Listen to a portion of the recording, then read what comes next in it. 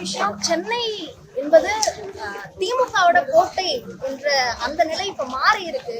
அதனாலதான் தாவேகா போன்ற புதிய கட்சிகள் சென்னையில அதிக கவனம் செலுத்துறாங்கன்னு சொல்றாங்க. கவனம் செலுத்துறாங்க. அது தவறான கவனம் செலுத்துதல் என்கின்ற புரிதலை 4ஆம் தேதி வெளிப்பட்டது. என்னன்னா, சென்னையில 22 சட்டமன்ற தொகுதி, பெருநகர சென்னை மாநகராட்சிக்கு உட்பட்டு 22 சட்டமன்ற தொகுதிகள் இருக்கிறது.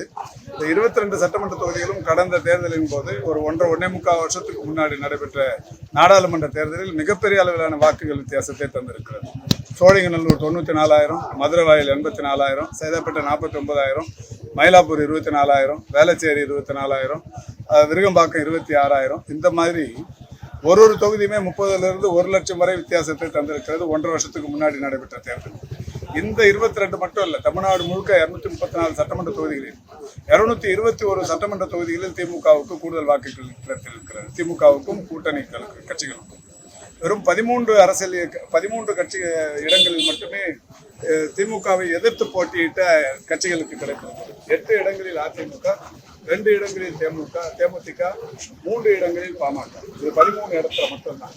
இவற்றையெல்லாம் கடந்து ஜனவரியில் உரிமை தொகை 1000, பிப்ரவரியில் உரிமை தொகை 1000, ஜனவரியில் பொங்கல் தொகை 3000, பிப்ரவரி 24ஆம் தேதி ஒரு 5000, 2 மாதத்திலேயே 10,000 ரூபாய் அரசு ஒவ்வொரு மகளிருக்கும், குறிப்பாக 1,31,00,000 பேருக்கும் கொடுத்திருக்கிற இந்த பணி, இது எல்லாமே இந்த 221 தேமுதிக 2 இடங்கள் கூடுதலாக பெற்று 223, அதை விட கூடுதல் இடங்கள் கிடைக்குமே தவிர ஒன்றும் கூட கிடையாது. அது மாதிரி தான் சென்னையில் 22 இடங்களிலும் மிகப்பெரிய அளவிலான வாக்குகள் வித்தியாசத்தை திமுகவும் கூட்டணி கட்சிகளும் வெற்றி பெறப் போகிறது.